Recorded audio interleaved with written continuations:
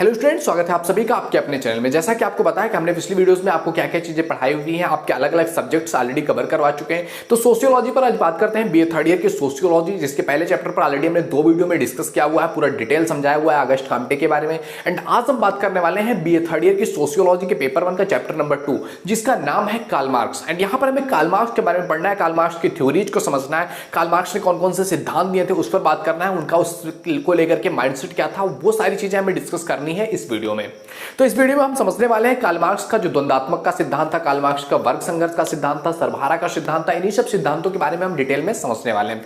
तो अगर आप पहली बार चैनल पे आए हैं तो एक बार विजिट जरूर कर लेना। If you think it is valuable तो सब्सक्राइब करना, अदरवाइज मत करना। ओके, चलो स्टार्ट करते हैं, कार्ल मार्क्स के बारे में समझते हैं। तो कार्ल मार्क्स जर्मन के एक बहुत ही महत्वपूर्ण विद्वान थे, जिनका नाम जब भी बात किया जाता है साम्यवादी विचारकों में तो उनका नाम सबसे पहले लिया जाता है। इनफैक्ट उनको साम्यवादी विचारधारा जो है उसका जनक माना जाता है।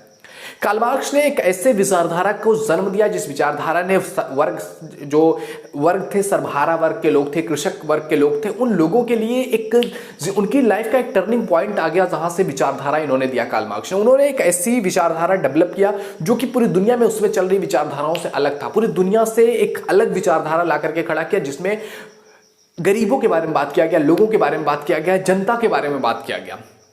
तो कार्ल मार्क्स का जो ये सिद्धांत था, कार्ल मार्क्स ने सिद्धांत दिया हुआ था द्वंद्ववाद का सिद्धांत, यानी कि द्वंद्व आप समझ रहे हैं ना, आपको किसी से द्वंद्व है। द्वंद्व मतलब क्या होता है? एक तरह से झगड़ा हो सकता है, विरोध हो सकता है द्वंद्व। तो द्वंद्व को अंग्रेजी में कहते हैं डायलेसिक। द्वंद्ववाद जो है ये अंग्रेजी के डायलेक्सिक शब्द का हिंदी पर्यायवाची है द्वंद्ववाद। और ये जो डायलेक्सिक शब्द भी है ना, ये भी ग्रीक भाषा के डायलेगो शब्द से बना हुआ है। ग्रीक भाषा का एक वर्ड है डायलोगो, इस वर्ड से बना हुआ है डायलेक्टिक शब्द। और इस डायलोगो वर्ड का अर्थ होता है वाद विवाद करना या तर्क वितर्क करना, यानी कि किसी चीज पर तर्क के साथ बात करना, तर्क वितर्क करना या वाद विवाद करना। कोई चीज है उस पर बात किया जाए, उसको ऐसे ही जस्ट मान ना लिया जाए, उस पर वाद विवाद किया जाए, उसमें तर्क रखा जाए, चीजों को अच्छे तरीके से वैज्ञानिक ढंग से समझा जाए, ये कहलाता है आपका डायलोगो, और इसी को कहते हैं हम द्वंद्ववाद। तो द्वंद्ववाद के माध्यम से जो है एक विचारधारा आई कि समाज में जो चीजें हो रही हैं, द्वंद्ववाद को अगर बेसिकली आप समझना चाहो तो समाज में जो चीजें चल रही हैं उसके खिलाफ, उसके विरोध में कोई मत लेकर के आना या उसका विरोध करना, जो भी चीजें चल रही हैं उसका विरोध करना ही कहलाएगा आपका द्वंद्ववाद। अब देखो, द्वंद्ववाद हमने समझा कि यह है विरोध करना, बेसिकली द्वंद्ववाद होता है। अब द्वंद्ववाद में हमको पढ़ना क्या है? मार्क्स के द्वंद्ववाद का जो भौतिकवाद द्वंद्ववाद है ये पढ़ना है। लेकिन इससे पहले हमें पढ़ना पड़ेगा हीगल का द्वंद्ववाद। हीगल का द्वंद्ववाद क्यों पढ़ना पड़ेगा? क्योंकि मार्क्स ने जो अपने द्वंद्ववाद का विचार लिया हुआ है वो काफी मात्रा में हीगल से संबंधित है, यानी कि हीगल से प्रभावित होकर के ही मार्क्स ने इस विचारधारा को जन्म दिया था। तो हीगल के बारे में पढ़ना बहुत इंपॉर्टेंट हो जाता है कि हीगल का द्वंद्ववाद का सिद्धांत क्या था। तो हीगल के द्वंद्ववाद के सिद्धांत में बेसिकली यही था कि हीगल कहते हैं कि समाज जो है वो हमेशा से अबोध गति की तरह ही विकास होता रहा है, यानी कि बढ़ता रहा है, समाज में चीजें होती रही हैं और उसको पता भी नहीं था वो किस गति में विकास हो रहा है, समाज में परिवर्तन हो रहा है, टाइम टाइम पर चेंजेस आ रहे हैं, वो चीजें हो रही हैं। और जो इन्होंने हीगल ने सिद्धांत लिया हुआ था, उनकी जो विचारधारा थी वो फिंटे की विचारधारा पर आधारित थी कि किस तरह से उन्होंने समाज को समझा और समाज में किस तरह से क्या परिवर्तन आते हैं, क्या चेंजेस आते हैं, क्यों आते हैं। इन्होंने कहा कि समाज में जो भी चेंजेस आता है उसके पीछे कुछ ना कुछ तर्क वितर्क जरूर होता है, लेकिन एक अबोध गति में चला जा रहा होता है समाज और उसको समझने की कोशिश नहीं कर रहा होता है, या उसको जानने के प्रति एक इच्छा नहीं होती है कि जानने की कोशिश किया जाए कि आखिर ये क्यों हो रहा है।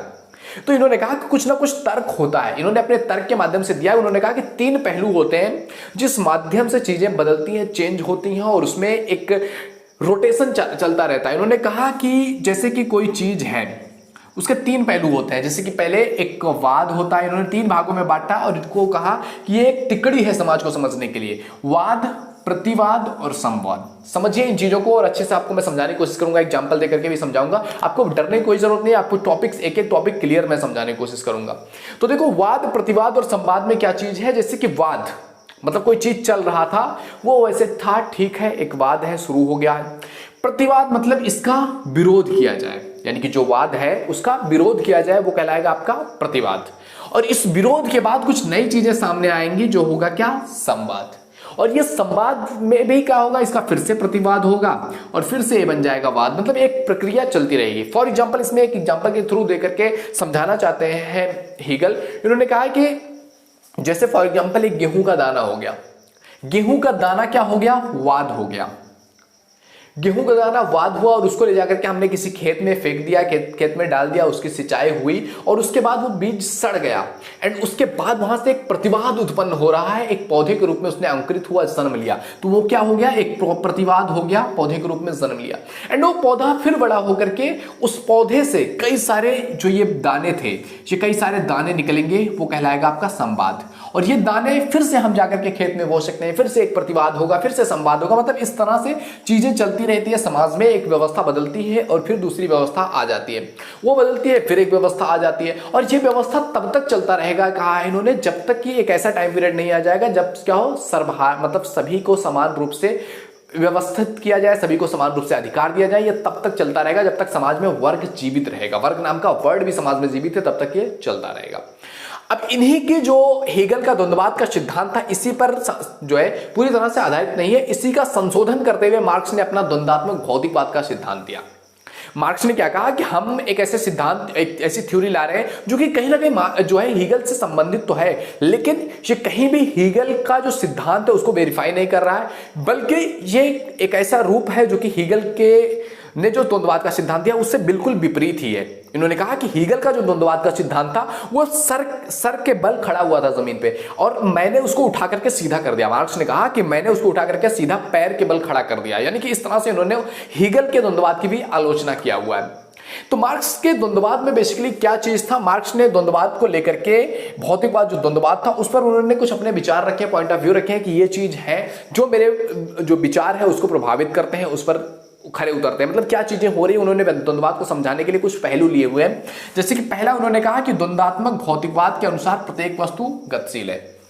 इन्होंने कहा कि द्वंद्वात्मक भौतिकवाद के अनुसार यह चीज है कि सभी चीजें क्या है, गतिशील है, सभी में कुछ ना कुछ परिवर्तन आ रहा है, कुछ ना कुछ चेंजेस हो रहा है, एक जगह पर एक जो है टिका हुआ नहीं है समाज। दूसरा चीज है प्रकृति के सभी तत्व परस्पर संबंधित है। इन्होंने कहा कि इस दुनिया में जितने भी तत्व हैं, जितनी भी घटनाएं हैं, वो कहीं ना कहीं भले ही वो हमें देखने में अलग अलग लग रहा हो कि ये चीज अलग हो रहा है, ये चीज अलग हो रहा है, लेकिन वो कहीं ना कहीं उनके बीच में एक कनेक्शन है, एक सिस्टम काम कर रहा है।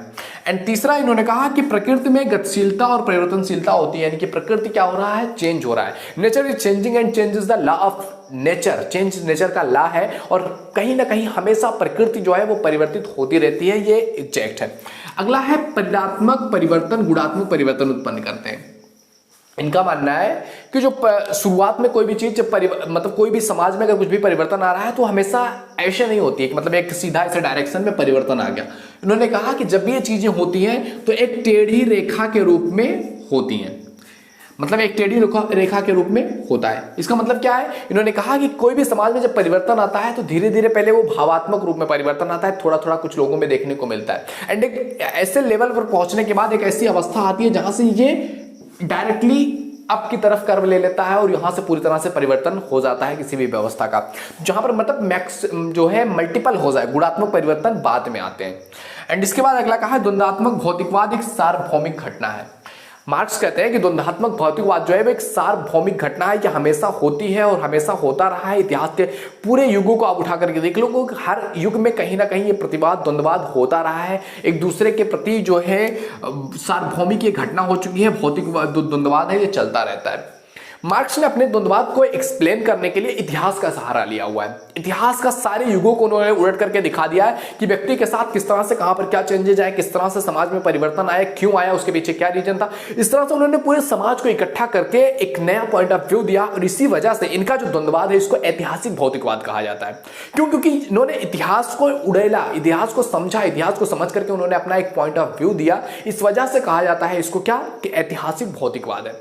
मार्क्स ने कहा कि मार्क्स अपने पहले के जितने भी इतिहासकार हैं उन सभी की आलोचना करते हुए कहते हैं कि मेरे से पहले जितने भी इतिहासकार थे इनमें से किसी भी इतिहासकार ने जनता के बारे में बात नहीं किया, लोगों के बारे में बात नहीं किया। जितने भी इतिहास आप उठा करके देख लो, सारा इतिहास राजाओं महाराजाओं, उनके जो मेन मुखिया हैं उन्हीं के ऊपर ही सारा इतिहास आधारित है।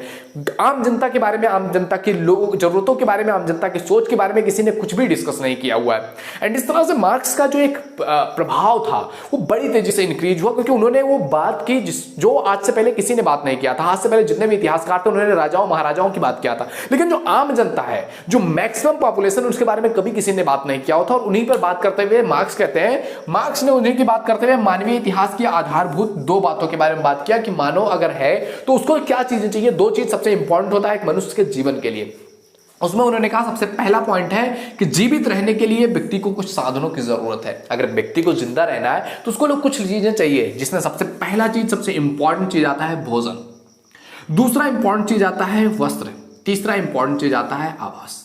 इन्होंने कहा ये तीन चीज चाहिए। एंड इन तीनों का भी एक क्रम देख रहे हैं आप। सबसे ज्यादा इंपॉर्टेंट क्या है? भोजन, फिर उसके बाद वस्त्र, फिर उसके बाद आवास। मतलब कि अगर आवास नहीं भी रहेगा तो भी एग्जिस्टेंस हो सकता है, थोड़ी सी प्रॉब्लम होगी बट मनुष्य एग्जिस्ट कर सकता है। वस्त्र नहीं रहेंगे फिर भी मनुष्य एग्जिस्ट कर सकता है, लेकिन अगर ये नहीं हुआ, ये व्यवस्था पूरी नहीं हुई तो मनुष्य एग्जिस्ट नहीं कर सकता है। इस तरह से दूसरा इन्होंने कहा कि संतानों को जन्म देना, ये मनुष्य की दूसरी आधारभूत बातें हैं मानवीय इतिहास की, क्योंकि मनुष्य चाहता है कि उसकी जो सामाजिक व्यवस्था है वो बनी रहे, सामाजिक व्यवस्था चलती रहे, इसके लिए प्रजनन होना बहुत इंपॉर्टेंट है। तो मनुष्य जो है संतानों को जन्म देना ये सेकंड सबसे इंपॉर्टेंट काम समझता है कि अपने बाद वो एक ऐसी विरासत छोड़ जाए जो उसको ये जो व्यवस्था थी उसको आगे बढ़ाए, उसके संस्कारों को आगे बढ़ाता चला जाए। तो इस तरह से इन्होंने बात किया हुआ था मानवीय इतिहास की आधारभूत बातों के बारे में। और उसके बाद इन्होंने कहा मार्क्स ने कि इन चीजों के बारे में बात करते हुए मार्क्स ने अपना एक द्वंदात्मक भौतिकवाद, जो ऐतिहासिक भौतिकवाद का इन्होंने सिद्धांत दिया। इस सिद्धांत में उन्होंने किन किन पहलुओं को रखा, उन्होंने कहा कि सिद्धांत में हम किन चीजों के बारे में डिस्कस करने वाले हैं। तो इसमें मार्क्स के ऐतिहासिक भौतिकवाद के कुछ प्रमुख पहलू हैं जिसके बारे में मार्क्स ने अपने ऐतिहासिक भौतिकवाद, जो उनकी बुक थी दास कैपिटल्स, तो दास कैपिटल्स में उन्होंने इस बारे में डिस्कस किया हुआ, अच्छे तरीके से बताया हुआ है। उन्होंने कहा सबसे पहली चीज कि भोजन, वस्त्र, आवास के लिए उत्पादन करना, यानी कि सबसे पहला चीज है कि भोजन चाहिए व्यक्ति को, आवास चाहिए, वस्त्र चाहिए, इसके लिए आपको कुछ ना कुछ काम करना पड़ेगा, कुछ ना कुछ कहीं ना कहीं से उत्पादित करना पड़ेगा। तो सबसे पहला काम क्या होगा? उत्पादन करना पड़ेगा। दूसरा इन्होंने कहा कि उत्पादन का कार्य उत्पादन की प्रणाली पर निर्भर करेगा, यानी कुछ भी चीज अगर आपको उत्पादित करना है, फॉर एग्जांपल पहले कृषि करना था, तो वो क्या होगा? उत्पादन की प्रणाली पर निर्भर करेगा कि वो कृषि आप कितना बेहतर कर पाएंगे, उससे कितना आउटपुट ले पाएंगे, कौन सी चीज क्या करेंगे, वो आपकी प्रणाली पर निर्भर करेगा कि उत्पादन जो चीजों की हो रही है उसकी प्रणाली क्या है, उस पर निर्भर करेगी। इस उत्पादन प्रणाली में हम उत्पादन के औजार, श्रम, उत्पादन की शक्ति और कौशल आदि की गणना कर सकते हैं। उन सभी को गिनते हैं क्या क्या कि अगर उत्पादन की प्रणाली को आपको समझना है तो उत्पादन की प्रणाली को समझने के लिए आपको देखना पड़ेगा कि उत्पादन की प्रणाली में कौन कौन से औजार हैं, कैसे मेहनत किया जाता है, कौन से श्रमिक काम करते हैं, उत्पादन की शक्ति क्या है, पावर क्या है, उसमें कौन कौन सी स्किल्स की जरूरत है, कौन से स्किल्स पर काम हो रहा है, इन स्किल्स में क्या क्या अपग्रेड किया जा सकता है। यहीं से तो परिवर्तन की जर्नी स्टार्ट होती है कि ये जो चीजें हैं ये एक प्रणाली है उत्पादन की, वो प्रणालियां हमेशा चेंज होती रही है, इतिहास के हर युग में ये प्रणालियां चेंज होती रही हैं। तो सेकंड चीज है कि उत्पादन के कार्य में उत्पादन की प्रणाली होती है जो कि सबसे इंपॉर्टेंट होती है। वो प्रणाली में कुछ चीजें होती हैं जैसे औजार, श्रम, उत्पादन और शक्ति, इन चीजों को हम गिनते हैं कि हाँ ये चीजें हैं, तो इससे इतना समाज में ये चेंजेस आएगा।